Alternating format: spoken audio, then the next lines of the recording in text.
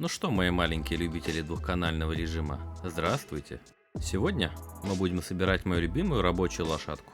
Данную конфигурацию вы уже видели и еще увидите на моем канале. Так что загоняйте ваших лошадей в стойло. Мы начинаем. Внимание! Все цены актуальны только на дату выхода видео. По давней традиции мы начинаем с корпуса. Данный корпус я увидел на канале Happy PC. Там еще бородатый дядька ведет канал. Ну, в общем, вы поняли. Так вот, этот корпус мне понравился тем, что в его комплекте идут вентиляторы с контурной подсветкой. Все вы знаете мою нелюбовь к комплектным вентиляторам. А тут уже по умолчанию стоит вентилятор, который мне нравится. А чуть не забыл небольшое дополнение. Примерную итоговую цену я буду считать за кадром и ближе к концу видео буду ее озвучивать. Для подсчета буду убирать либо минимальные, либо средние цены комплектующих. На тот момент, когда я покупал эту плату, она была самой доступной на рынке. Кстати, вы тоже заметили, что на Озоне немножечко высокая цена? Буквально немножечко. Самую малость. Ну да ладно, бог с ним. Данная плата имеет как плюсы, так и минусы. Из плюсов это наличие двух слотов M2 и одного слота для Wi-Fi. Минус здесь только один, но он малоприятный. Очень мало выходов USB на задней панели. Благо, что можно купить что-то другое и подешевле. Как я говорю, обычно в таких случаях рамку можно не покупать, это чисто мой фетиш. Исключительно ради красоты. Дополнительное тепло она не отводит. Но если все же купили и будете устанавливать, то сильно не затягивайте винты, иначе будет бобо.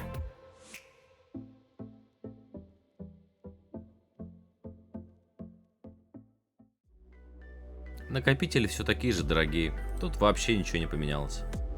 Вот вам парочку вариантов. Цены на другие накопители примерно такие же. Так что выбирайте, где подешевле, где отзывов больше, есть гарантия.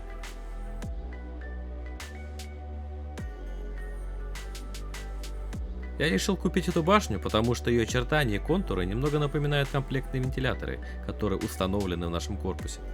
Все вентиляторы имеют контурную подсветку с закруглениями по краям, и у нашего кулера такая же квадратная форма с закруглениями по краям. В общем, вы поняли. L. Логика. Также, что немаловажно, наш кулер показывает температуру. Я думаю, вы уже заметили среди всех вариантов этой башни один кулер, который сильно выделялся размером. Знакомьтесь, тепловая пушка. Каких-то других слов я подобрать не могу. Не, ну реально же похоже на тепловую пушку. В общем, я подумал, и я хочу купить эту пушку. Так что ждите ее в каком-нибудь видео. Больно круто она выглядит. Всем, кто ставит лайки, подписывается на мой канал и оставляет хорошие комментарии, большое спасибо. А все, кто это не делает, уже начинайте это делать. Иначе будет бобо. Извиняюсь, но лишних 18 тысяч на вторую планку оперативной памяти у меня, к сожалению, не нашлось. Поэтому будет всеми любимый одноканал. И не жалуйтесь, что одноканал вас доконал. В любом случае, имея те же 35-40 тысяч рублей, вы можете купить комплект оперативной памяти на 32 гига. Не, ну если вы совсем богатый Буратино, тогда покупайте 64 гига оперативной памяти.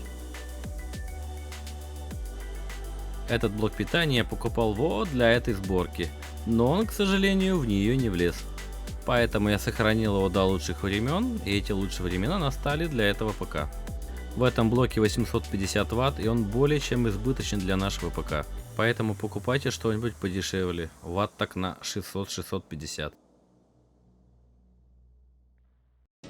По поводу маленького экранчика. Конкретно эту модель я не рекомендую покупать. Объясню почему.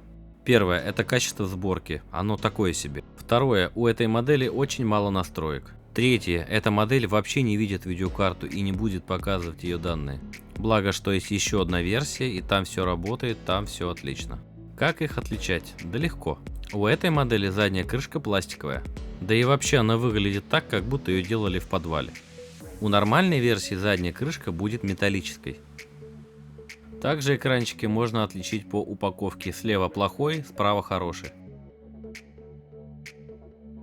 Но если вам все же не повезло и вам отправили эту версию, то на такой бумажке вы найдете ссылку на драйвера. Она идет в комплекте. Данную видеокарту я покупал на Авито, и обошлась она мне сравнительно недорого.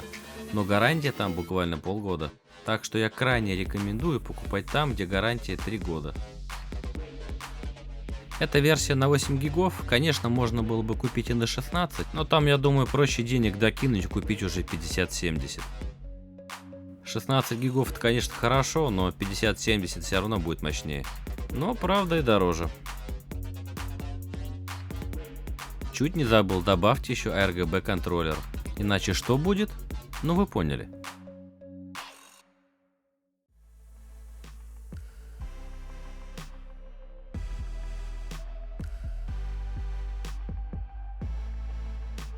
Итак, что мы имеем за 95 тысяч рублей?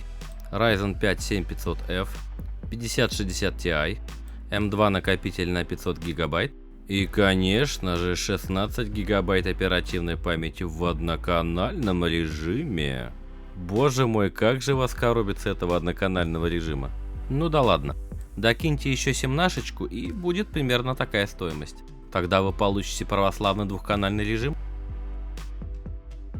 Ладно, с этим мы разобрались. Перейдем к следующему пункту, а точнее новости.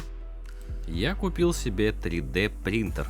На кой хрен и для чего, вы узнаете в следующем ролике. Надеюсь, что это будет следующий ролик, а то я возьму и забуду про это обещание и выпущу еще один ролик про сборку ПК. В общем, на канале появится новый плейлист, посвященный 3D печати и всей этой тематике. Ну а компы никуда не денутся. Я буду все так же их собирать. У меня на этом все, думаю, нужно закругляться. Так что ставьте лайки, подписывайтесь и оставляйте комментарии.